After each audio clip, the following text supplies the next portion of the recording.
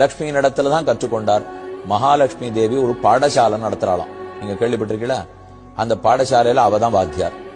ஒரே ஒரு மாணவன் தான் உட்காந்துருப்பார். வேற யாரும் பிள்ளைகளை சேர்க்கறதே இல்லை. ஒரே ஒரு மாணவன் கையில சின்ன பெரம்பு வச்சுட்டு இருப்ப போல் இருக்கு. அந்த மாணவன் வேற யாரும் இல்ல, நாராயணன் தான்.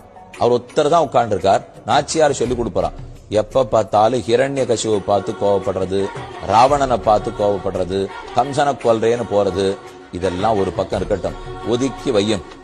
அதை விட பிரஹ்லாதனுக்கு அருள், விபீஷணனுக்கு அருள், துருவனுக்கு அருள், அந்த அழகான கண்ணை காட்டுமே. எதற்கு இந்த ஹிரண்யகசிபுவுக்கு காட்டின கொடுமையான கண்கள்?